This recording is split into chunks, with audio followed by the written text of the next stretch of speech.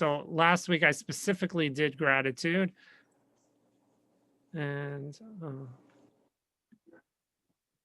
there we go.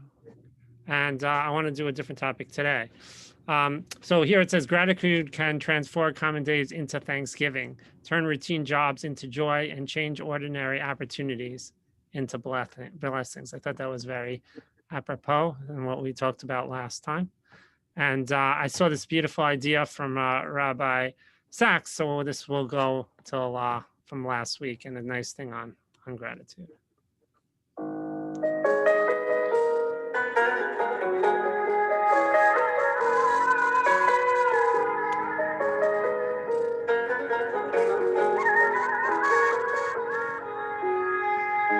מודה אני כל בוקר שהחזרת את נשמתי, מודה אני על בגד שהנחת על גופי, שלא יהיה לי קר, אתה שומר עליי. Let me tell you a story about the first prayer we say every morning, Modeh ani lefanecha, I thank you for giving me back my soul.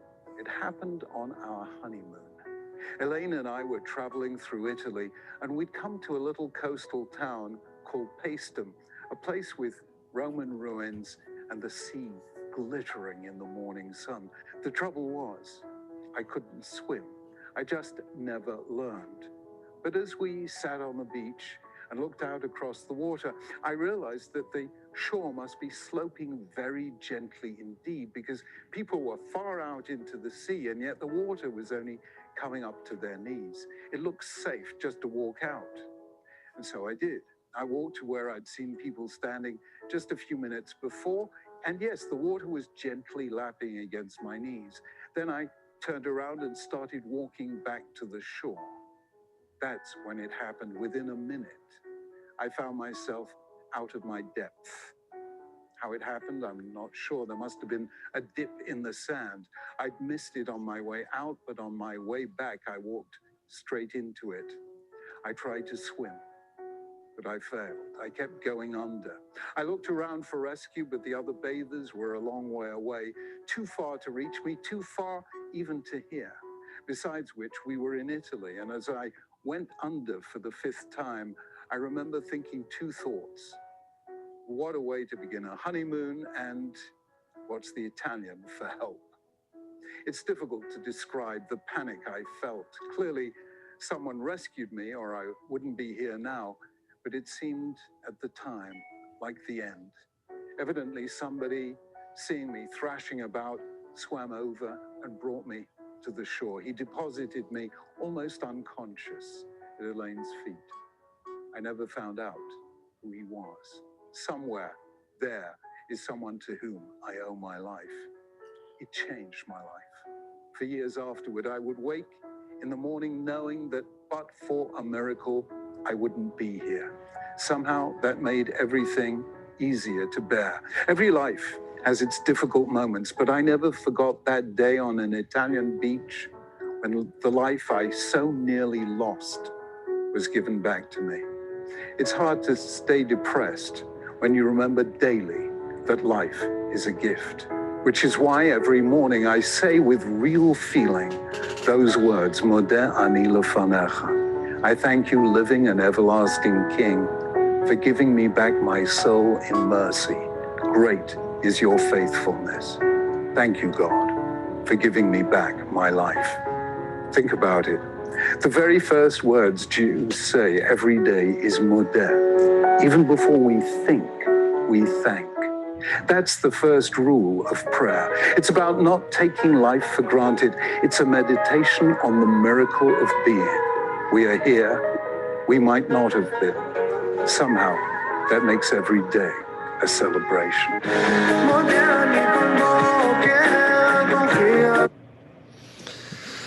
Okay, so on that a positive note, and really a very important one about Thanksgiving, I wanted to talk about a situation that I think that many of us are feeling. I'm certainly feeling a little bit because of the pandemic, and when it comes down to things like Thanksgiving and the holidays. So I feel there's a sense, a little bit of loneliness. The idea that families are not going to be getting together the same way. And there's anger to it, and a feeling, a sense of that, some of the things that we had in the past with where we were surrounded by family are not going to happen this year. We felt it first for Pesach and then the Yom Tovim.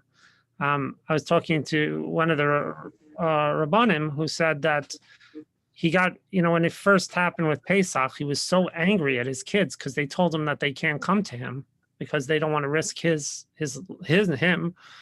they're not going to come to him. And he was so angry at him. And he said he knew intellectually that they were right, but emotionally, he couldn't help it. He was just feeling like he was left out and lonely. And so therefore, I wanted to talk a little bit about loneliness and ways that Judaism and ways that psychology and others talk about how we could look at this time and get the most out of the time of that we're here, and sometimes feeling a little bit lonely. Here's Mizmar LeDavid, Hashem Ro'i Lo Echzar, right? That Hashem is the idea of, it says, a psalm of peace in a lonely time. The idea that Hashem is with us during our lonely times. There was a letter written to Rabbi Ephraim Goldberg. He put it on the OU site. I have the link over here. So if you want to look at the slides afterwards, you could go see his whole presentation of this letter. And he basically the letter, and then he gives advice to the two sides, the single people and married people, about how to deal with this. He says, I'm your neighbor. I live on your street. We wave at each other during the week as we get out of our cars, as we come home from work or collect our mail. We smile and act as we know each other. We say good Shabbos to each other as we pass each other on their way to shul. But as friendly as we are to each other, you may not know this, but I sit by myself eating Shabbos meal week after week. While you sing Zmiros and share words of Torah, I thrum through my weekly whilst I sip my soup alone. I've tried to fill my own table by inviting guests. It's wonderful to host others, but as a single person, it is difficult to sustain these activities week after week. As I watch you invite your many friends to your home, I think to myself, isn't there room at the table for just one more? I'm happy to bring a delicious dish or a Dvar Torah or participate in a lively discussion. I'd be happy to contribute to your Shabbos table. I love living in the BRS community, but often my Shabbat and Yom Tovim are long and lonely. Perhaps next time that you're planning your menu and guest list for Shabbos, you could please consider your single neighbor and add just one more chair to the table. And so Rabbi, so you can see what Rabbi Goldberg writes. He just talks about it within the terms of the expectations of family and of people who are single within his community. So I was thinking of what is the Jewish view of loneliness, of being alone, and it's going to be a little bit of down, and then we'll pick it up. Be on upper, of course, leaving on upper, but we'll have a lot. It's going to be a workshop, so we'll have a lot of suggestions on coping with loneliness. But the Chovos Levavos has a whole discussion on it, and the Chovos Levavos works on, the book itself is interesting. It works on our traits, different traits that we have in our life. It kind of gives ideas to help deal with those different traits. It's one of the things that a lot of the guys learn when you go to yeshiva for the year. So he says something, he talks about loneliness, and he talks about loneliness in the sense of as a stranger who comes to a place that they don't know anybody, and they feel lonely because they don't have anybody around them. So he says, if he's a stranger, let his companionship be with God in his time of loneliness. His heart that those who have relatives here, just skipping a little bit, will be left solitary. He says he should reflect in his heart that it's benefit that he has no relatives or friends that he can enjoy. One second. can joy with, and it is good for him that he makes his companionship with God and places his trust in him alone, since he has no one else to trust due to him being a stranger. Furthermore, all of us are really strangers because our soul, which is a divine origin in this world, is like a stranger in a strange land. Rav Soloveitchik talks about this in depth. He has a book called The Lonely Man of Faith. I'm sure many people have heard of this book. It's the one that David Brooks was talking about in his lecture the one we showed a few weeks ago. So he talks about the idea of being lonely, and he says that there's a difference between being alone and being lonely. He says we must distinguish between being alone and being lonely. Aloneness means lacking love and friendship. This is entire destructive feeling. Loneliness, on the other hand, is an awareness of one's uniqueness, and to be unique often means to be misunderstood. A lonely person, while surrounded by friends, feels that his unique and incommunicable experiences separate him from them. This fills him with a annoying sense of the seemingly insurmountable gap that prevents true communion between individuals. While painful this experience can be, this experience can be stimulating and cathartic, since it presses everything in me into the service of God, the lonely one who truly understands the lonely individual.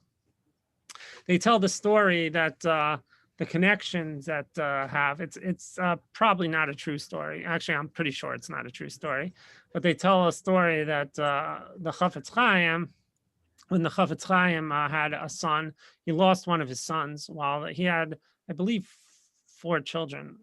I'm not 100% sure of that. I couldn't really find 100% how many children he had. I know he had one that was in America. But one of his sons, who was very close with and did the Mishnah Berurah, died at a young age. And the story is told that he was weeping over his grave, and he said, God, before there were 3 of us, and now there's just the 2 of us. And it's the idea of kind of when you feel lonely, so alone, that there's a way of using that time to connect to God. Rav Soloveitchik talks about this existential loneliness, really, where a person you can't relate, to others, that nobody could really relate to somebody else. It's funny because in my school, which I'm at, so the whole Black Lives Matters is a big thing this year. Was this year, because of the summer and this year, and so there's been a whole lot of discussion. Somebody wrote, actually, they put a blog together called "Being Black at Wardlaw" at the school I'm at, and somebody who had a chip on their shoulders just wrote some of these things. I actually know the person. I figured out who the person was. They asked me to try to figure it out. Can I go in? And within a few minutes, I was able to figure it out. But because she had a chip on her shoulders when she was there, but she wasn't very good hiding technology, so I was able to actually figure it out. But so they had this whole thing. So they made this big thing. So I was talking to the head of school about it, and I previously gave a whole thing on my father-in-law. And what it's like to be in, I talk a little bit about what it's like to be in the Jewish community with, my father-in-law who is Black. And so the head of school came over to me, he says, I can totally not relate to this, because I can't relate to, this, it's so different, the person's so different than me. And, I said to him, everybody's different than you. There's a sense that in life that sometimes we can't be understood, because everybody's a difference, and not any other person can understand what another individual is going through within the world. And that's what Rav Soloveitchik is struggling with, the idea that that sometimes that there's in a way only God could really relate to any particular individual and understand where they are. You could be even with your closest friends, but there's a sense that I'm not really, or even your spouse, and you can feel like I'm not really truly understood. He writes, as a matter of fact, at the level of the cosmic confrontation with God, man is faced with exasperating paradox.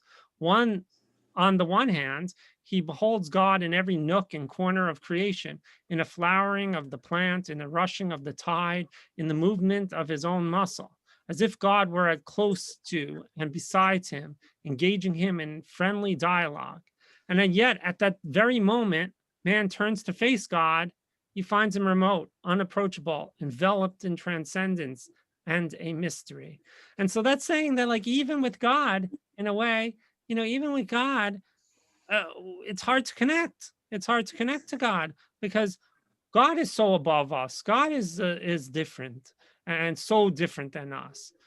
He's everywhere, but at the same time, he's outside of everything. When man who has just beheld God's presence turns around to address himself to the Master of creation in his intimate ascent to the Thou, he finds the Master and Creator gone, enveloped in a mystery, a cloud of mystery, winking to him from the awesome beyond. Therefore, the man of faith, in order to redeem himself from his loneliness and misery, must meet God at a personal, conventional level where he can be near him and feel his presence. Everybody feels this way. Everybody feels not only lonely, like as Rav Soloveitchik says, like feeling that you're outside, but really even alone. There are times that every single individual feels alone. Here, if you read this article, it talks about, so Mother Teresa had all this, she had all these diaries, and she did not want anybody to see these diaries. She made it very clear that nobody should see the diaries, which means that everybody sees the diaries, right? That's why the more they try to hide it, the more it's saying, so somebody took them and published the diaries. And in the diaries, she talks all about her feeling abandoned by God. There are times that she just felt like she was all alone in the world. And so you have on the one hand, some people feel, we feel that there are times that we feel lonely in our lives, and there are other times that we feel even lonely from God.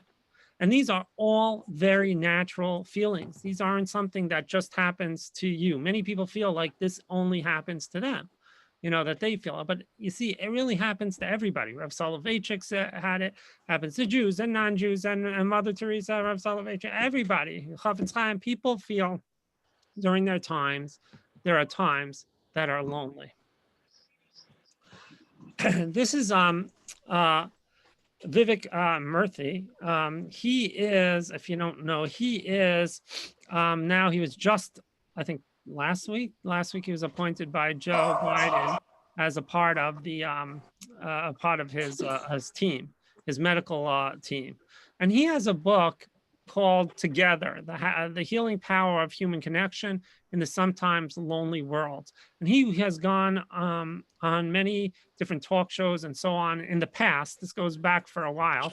And he has been trying to talk to the world about dealing with loneliness. How do we deal when we feel lonely? Now, there are times in life that everybody's going to feel that way. That's why I said there's times in that life, and it's not, it's not uncommon, especially now that we have Thanksgiving and, our times that people might feel lonely. So I want you to hear a little bit what he has to say about loneliness.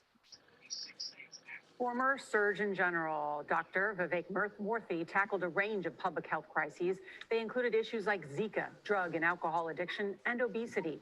But he also shed light on a silent crisis, the rising number of lonely people in America. He spoke about his concern at the Aspen Ideas Festival last year. Many people I have met have thousands of friends on Facebook, but find few people who really know them. As a society, we have built stronger Wi-Fi connections over time, but our personal connections have deteriorated.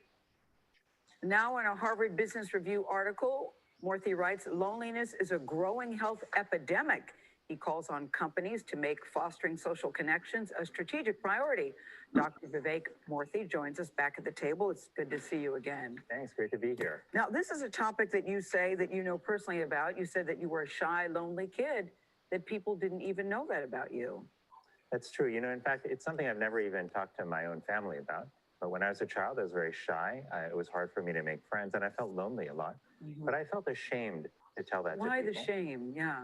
Well, for many people and for myself, when I was a child, admitting that you're lonely is essentially equivalent to admitting that you're not worthy of being loved. That's really what underlies this stigma around loneliness. So why is loneliness now an epidemic? Well, we are recognizing that loneliness is a lot more prevalent than we thought it was. But the data is also showing that there are more adults who admit to being lonely now than just 2 decades ago. And there are several possible reasons for this. Number one, people are more mobile now than they ever have been. People move away from their communities and their home. There are record numbers of people who are actually living alone. But we also know that technology has had a potential role here. Technology can help or hurt. It's simply a tool. But for too many people, technology has led to substituting online connections for offline in-person connections. And ultimately, I think that has been harmful. Looking at your phone instead of talking to someone.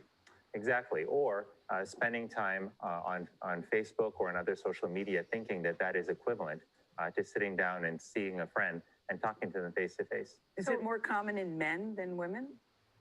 Well, the data is interesting on that, but we have reason to believe that men may be more at risk in some ways for loneliness. And some of this has to do with our culture around masculinity. You know, we think that masculinity is tied to being self-sufficient and not expressing your emotions, and certainly not admitting to feelings of loneliness. But many men do feel lonely, especially after they get married or have children where their social circles narrow. Women are much better at keeping their connections in life than men are. Doctor, I think the interesting point you make too, though, is the connection between loneliness and our health and real health issues that occur as a result of it.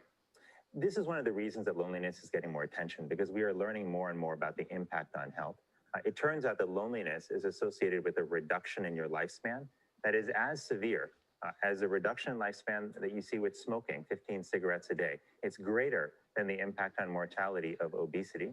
And part of this is because that loneliness actually places us in a stress state. We evolved to be social creatures. And thousands of years ago, if you were connected to other people, you were more likely to have a stable food supply and to be protected from predators. So when you're disconnected, you're in a stress state. When that happens chronically, it can have a profound impact on your health. Do companies and business, I mean, is it worth building in more time for folks to get together? Like CBS News does a walking club right now, and it used to be like coffee breaks, right, that people would take, or even happy hours, you know, where everyone gets together.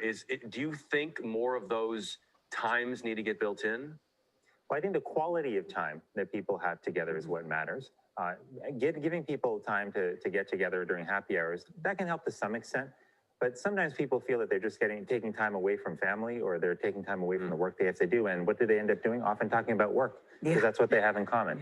Instead, providing dedicated time in structured settings for people to truly get to know and understand each other. What are their values? What drives people? What are their experiences and inspirations? And what are their lives outside of work? People hunger to be known authentically, and far too many people feel invisible right now. And that is at the crux of our loneliness epidemic. I think it would be hard for anybody, especially an adult, male or female, to admit I'm lonely. And what are you supposed to do with that if you're feeling that way? Well, it's a great question. So number one is to recognize that if you are feeling lonely, you are not the only one. There are many people out there who are feeling lonely. Number two, if you're feeling lonely, that it does not mean that there's something fundamentally wrong with you and that you're not worthy of friendship or being loved. And finally, if you are not feeling lonely, it's important to recognize there very likely are people around you who are. And that's why it's so important for us to reach out to them. The fundamental thing is this. We have for years thought about ourselves as an individualistic society that champions individual achievement. But what the data around loneliness tells us now more and more is that we are truly interdependent creatures, and that ultimately we need each other. I love this message. I do. So I think it's very important. That's why I thought it was very important to discuss loneliness and bring it out in the open, talk about it, and recognize that when we feel lonely, that you know, that there are things that we could do, and we should look out for people who are lonely. He says here, even the root cause of many addictions, he doesn't say it here, but he says in his book, is the root cause for many addictions is loneliness, is because he says that people look, they're lonely, and therefore they look towards other things to fill in that, that lacking that they feel within their lives. Former Surgeon General, Dr. Vivek Murthy. So how do we do it? So this is the workshop. So how do we combat loneliness, especially at this time? This is where we try to pick it up and make it so it's not so sad. I was, when I told Deborah that I was going to do that, she goes, "You're going to depress everybody right before Thanksgiving?" So I said, "No, I was thinking about that the whole time. Don't worry, I was worried about that. I'm not depressing everybody." So the first thing I think we need to do is change our language. And I'm really seeing this now during the during the pandemic, that people they're stuck in their language, and the way that they talk is harmful in a way, like that they're saying like this is never going to end, that this is even though they're making reports that it's almost that they're coming out with things, and we see the end, like feeling stuck, rather than saying I'm doing my part, looking at it in the positive, saying, I understand, rather I'm not stuck here. I'm actually doing something positive. I'm trying to protect myself. I'm trying to protect the people around me. I'm doing my part, and I'm proactively choosing to do these things. And I think it's important, if you take control of the situation. People look for control. Sometimes they go crazy because they're just trying to find things that they can control in their life. But if you start looking at in the positive and change the way we see, and not say that we're feeling stuck, or when you hear people saying stuck, say, "You're not really stuck. There are things you could do. You're making some choices, but you're doing it because you know that there's a finite amount of time that this is going to exist within." Gam ze yavor. This too shall pass. I thought this would just be interesting as a side note.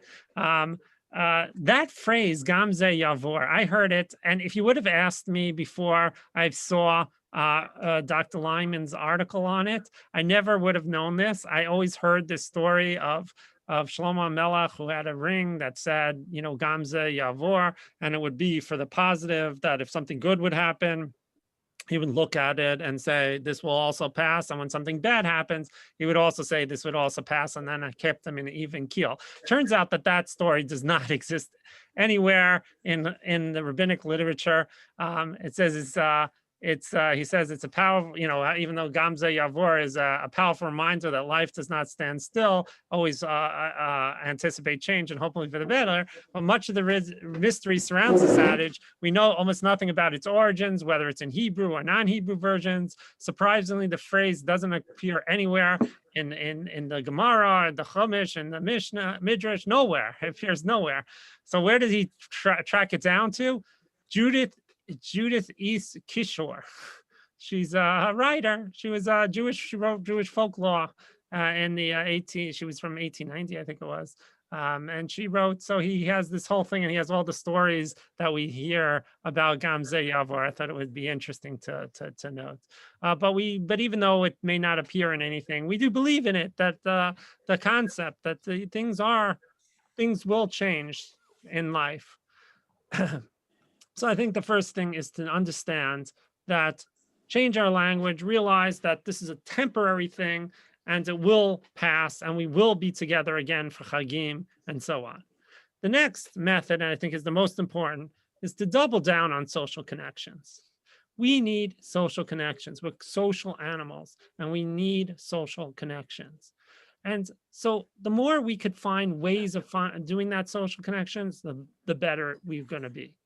And that's important, to call and Zoom with family members, especially at this time for Thanksgiving. Get together, call and Zoom with people. Make times. We made times, for my family made times that we're going to have Zoom sessions. We have different sessions with different family members to try to connect with them. We try to keep it smaller, because when it's too much, it's too many people, it becomes like a balagan.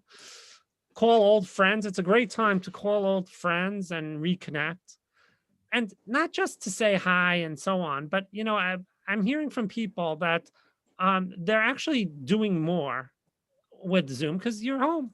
And I see it, my son. My son comes home every single day and he plays games with his friends. He plays different video games. He schmoozes with them. He watches them play video games. He talks about them, talks about things. They're doing things together. The family members all, they have this new thing called, like, I forgot what is it, Netflix party, something like that. And so they're watching, he has his cousins and they go, why they call all the cousins and they all watch a movie together and they all make fun of it. And it's because they have all the little kids. So it's usually a Disney movie, a rated G movie, and they all do that. We're doing painting together, with the youth groups. So it doesn't have to be youth. It could be anybody, make a time. And it should be fun, make a time where you spend time like you would have done with other friends. And it will help make you feel, you're really connecting with people. Another thing that Deborah and I have tried to do from the start of the pandemic is go visit people. Talk to as many people as you can. And we do it not only for everybody. I mean, we want to check up on everybody, but we do it for ourselves too. We want to talk to people face to face, not only on Zoom and only on the internet. Go and talk to as many people as you can. In life, you never regret. I mean, personally, I never regret talking to people, ever. Because what happens, sometimes somebody may be mean and say something mean to you and blow you off. Okay, you tried to reach out, they weren't in it. So nothing happened except they said something bad to you. Most of the time, people will start talking to you and then all of a sudden you connect with them. I've connected with so many people in life. There was a book I read. I'm trying to remember what the book was. But in the beginning, it was like an international bestseller, and she's written a few books. And she said that she was a professor and she tried to get these books published. Nobody ever wanted to publish her books. And so she just had them on the shelf. She forgot about the whole thing. And then all of a sudden, she's sitting on a plane and she just starts talking to somebody next to her. And he's talking back, and she's telling, and he says, "What did you do?" And she says, "Oh, she's a professor." And he asks about her course, and she starts telling him about the course. And he's like, "This is fascinating. You should write this stuff up." And she says, "Well, a matter of fact, I did. I wrote a book on it, and nobody wants to publish it." He goes, "Well, I'll publish it. I'm a publisher. That's what I do." And sure enough, boom. It became an international bestseller. And she said, like, if we never spoke to that person, if we weren't friendly, then it never would have happened. It never would have happened. Deborah went on a plane like about a year ago, and she's putting her stuff on. She looks down. She turns to the person who she's sitting next to on the plane, and she says, I see you have a Super Bowl ring, and I'm going to put down my stuff and then get all ready, and then I'm gonna sit down and you're gonna tell me about that Super Bowl ring so I can win points with my family." And then she took a picture with the person and said he was some football player, and he was in the Super Bowl. He won the Super Bowl with the team, and so he was laughing. And it turns out that he was a teacher, and he was very interested in what Deborah does, and they hit it off. And so you never know, just by talking to people, going around, speaking. And make new friends. Go meet your neighbors. It's unfortunate, but most people don't know their neighbors. Just knocking on the door and introducing yourself to your neighbors could make a big difference in their lives and your own life. Reach out to people in the community. There's so many people. We have the book that we just sent out, the new Oratorio guide. Meet people that you never had. What do you have to lose by calling up and just checking on, saying, "I'm just calling to check up on you and see how you're doing during this pandemic." Invite yourself over to not a physical distance, not a social distance visit. Now, this is one of the things that we got to get back to with the language. It's very interesting. People keep saying social distance, and I say it all the time. Everybody's saying it. But the truth is we don't want social distance. What we want is physical distance. We don't want social distance. We want to be socially close to everybody. Physically, we want to be, we have to be distanced now so people don't spread the COVID. But socially, we want to have as close connection as we can. And then the final thing I wanted to talk about is something that was mentioned, the doctor just mentioned in the end, he alluded to. And this I find about people who are lonely, who are alone. They don't want to share their life. And I find that the reason they don't like to share things about themselves is they think that if they share about themselves, people are going to think of them as boring, that they're telling their own story, that they don't care, so they keep their stories very close to the chest. And the real way that you make social connections with people is to go into their lives, to share your ideas, to share your stories. Because if you don't share back and forth, then it doesn't become real. It doesn't really stick. There's no connection. People turn on when they hear stories, and people want to hear your ideas on what you're thinking. And that's what makes the connection. That's what happens. They hear your ideas, you present their ideas, you think about it, you talk about it, whatever the issue is, but that's what makes the bond happen of connections. And so when you actually talk to somebody, you should share about yourself. I'm not sure I've spoken about this in the past. This is one of the most important TED Talks that I know. I'm not going to play the whole thing, but you don't really need to hear the whole thing. But he talks about lessons from the longest study in happiness. So we're going to listen to this. This is Harvard's study on adult development. It's the TED Talk. And you're going to hear this is the longest study ever that we have on record, was done by Harvard. And you'll hear what comes out of this study. I'm not going to play the whole thing, but we'll.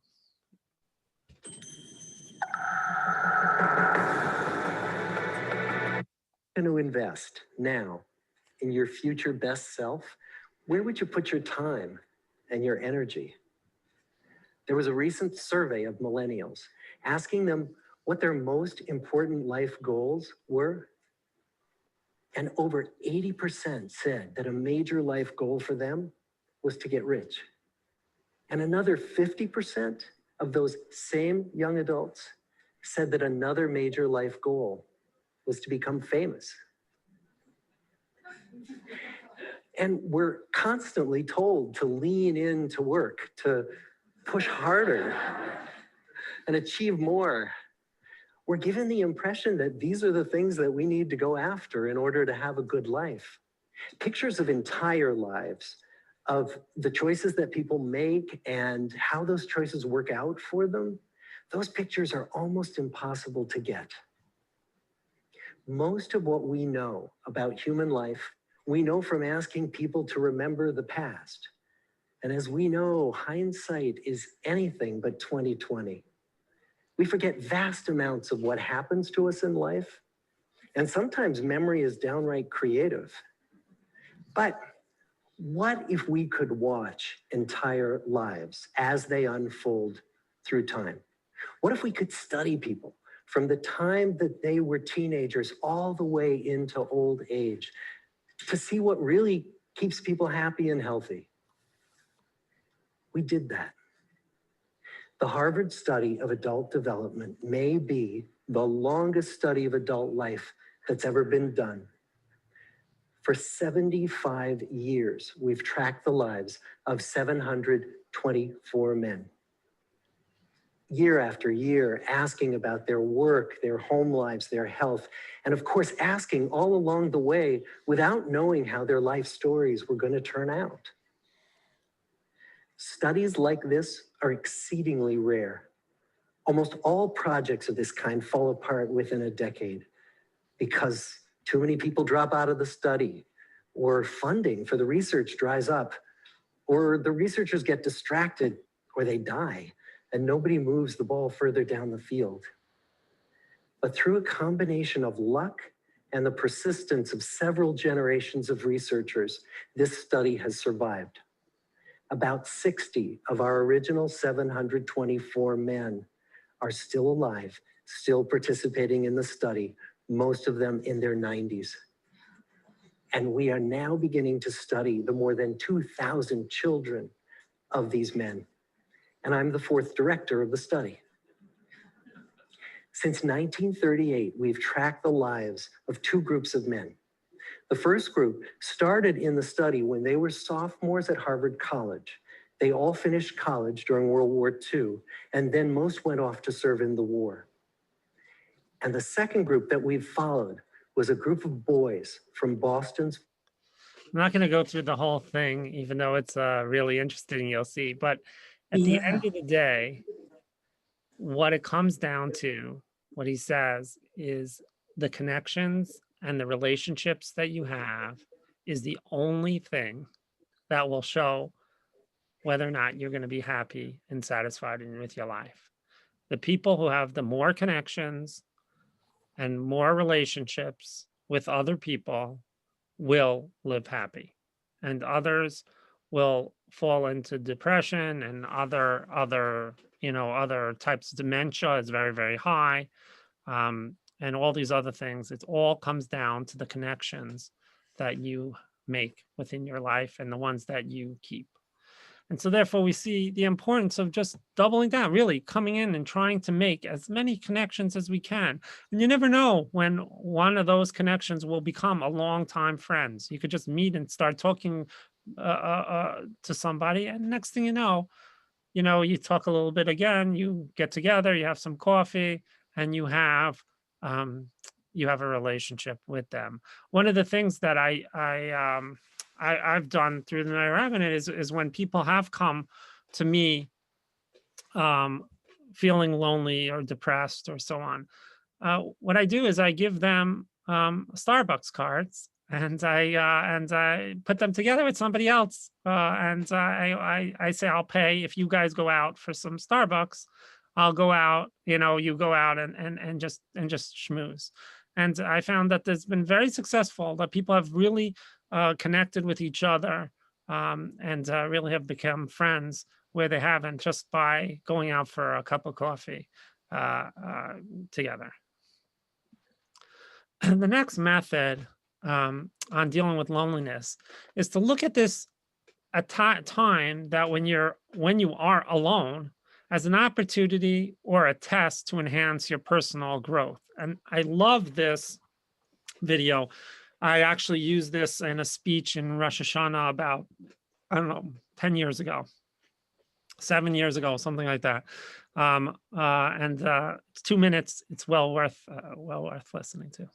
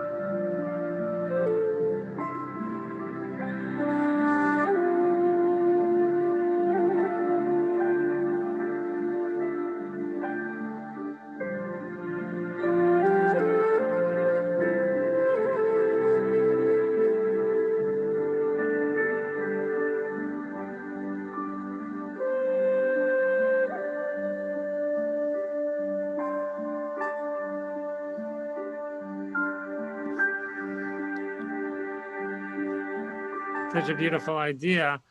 The idea that there's times that we are in the dark, and it's during those times that we start to grow. That's when our foundation, our roots start to build and to spread and to become stronger.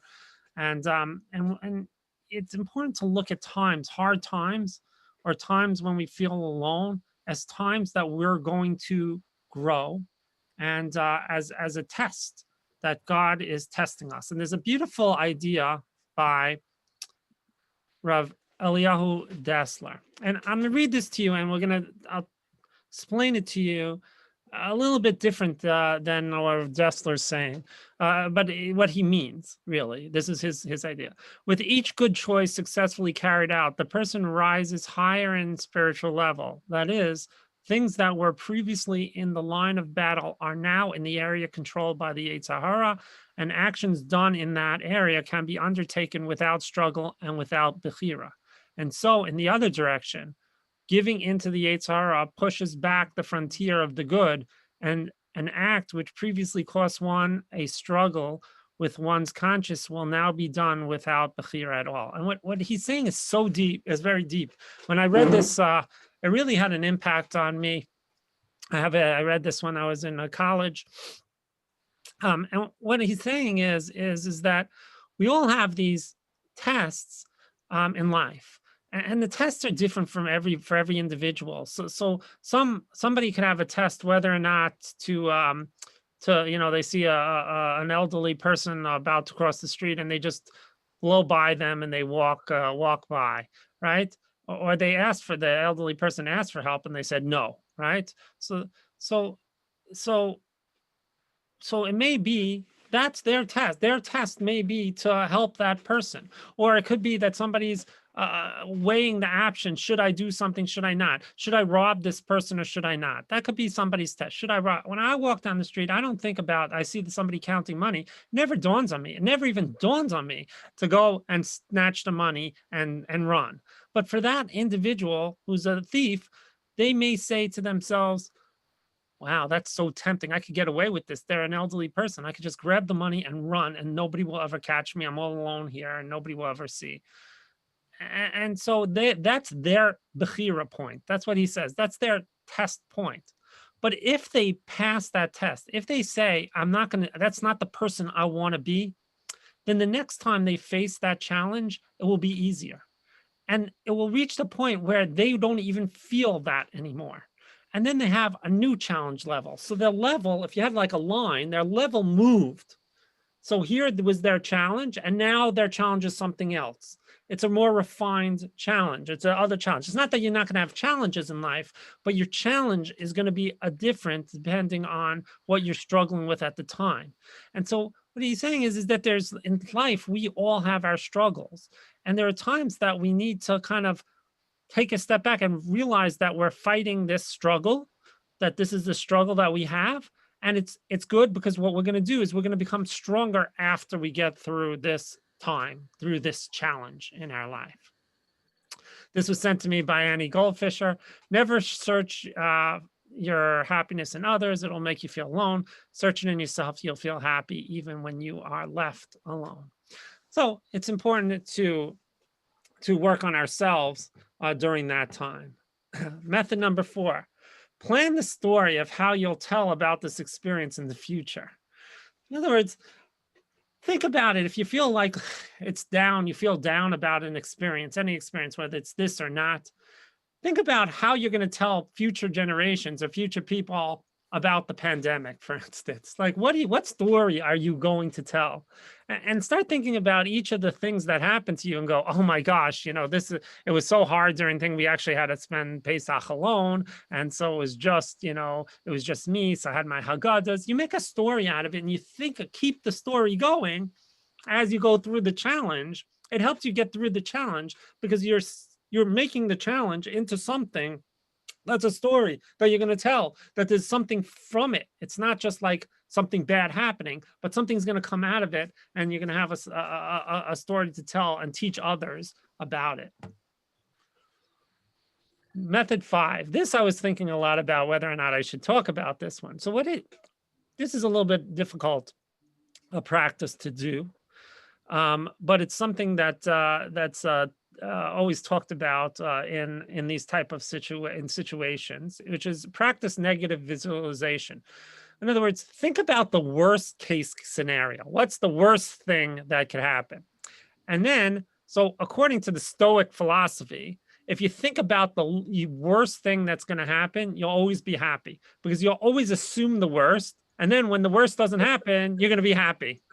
The problem with that is that sometimes you get very depressed because you're always thinking about what's the worst thing. But I think that it's, if you do it for a little bit, in other words, if you think about it and then you think about how fortunate I am, like if you think about, let's say, the pandemic, how fortunate, think about when it was, the Spanish flu. They didn't have Zoom. They didn't have indoor plumbing like we have. They didn't have food deliveries. They didn't have like as much, as much food as we want. They had to go out to work. They had to, they didn't have the same things, same protections in hospitals and medicines and reports and all that stuff. They didn't have any of that stuff. So you can think about like the word, and then think about how fortunate we are that we have ways around all these negative things. And sometimes I think that it makes us feel thankful for things in our life, how fortunate we are. The last method I would talk about is just take care of ourselves, eat, sleep, and make sure to exercise. This is a little video. I don't have time to play it.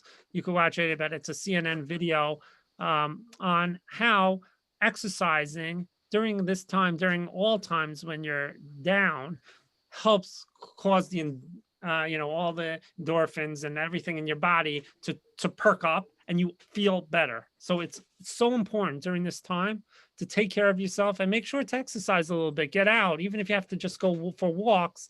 And even if you're worried about it, so you wear a mask and you go out for a walk, go around even your backyard. I was doing that at the beginning of the pandemic with Deborah. We would walk around the backyard, we walk around the block. I still did that. I just did that today. I had off today, so I was able to walk. And just walk and try to take care of yourself. I'm not going to show that. Okay. And finally, just always remember that you're really never alone. Everyone here has family, friends, blessings, and in their life. And here's your family right here. Even here, this community, it's such a great community. You have a lot of family and friends here. So you're never alone from us. And we'll always be here for you if you ever want to call and call. I'm sure I speak for everybody here that if you call any of us, we'd all be happy to talk to you if you ever do feel alone or just want somebody to talk to. And finally, I just wanted to end off with something I'm sure everybody's familiar with, is that you're not really alone with God either. It's such a beautiful poem. I'm going to read it just because it's such a beautiful poem. It says, one night I dreamed I was walking along the beach with the Lord. Many scenes in my life flashed across the sky. In each scene, I noticed footprints in the sand. Sometimes there were two sets of footprints. Other times there was one set of footprints. This bothered me because I noticed that at the low points of my life, when I was suffering anguish, sorrow, and defeat, I could only see one set of footprints. So I said to the Lord, you promised me, Lord, that if I followed you and would walk, you would walk with me always. But I have noticed that during these trying periods of my life, there have only been one set of footprints in the sand. Why, when I needed you most, you have not been there for me? The Lord replied, the times when you have seen only one set of footprints, it is when I carried you. Very powerful time. So with that, I wish you all a great Thanksgiving. Thank you very much for coming to the class. And I do ask, now that we had 5 classes, I would really love your feedback. I really want to try to make these as helpful and as good as possible. Tell me if, anything negative or anything I could do to make it better. I'd really appreciate the feedback. I know, rather than you just say this is, is good or not, if you could give me some examples of what things you think is going well, it would be definitely helpful to fine tune this for the future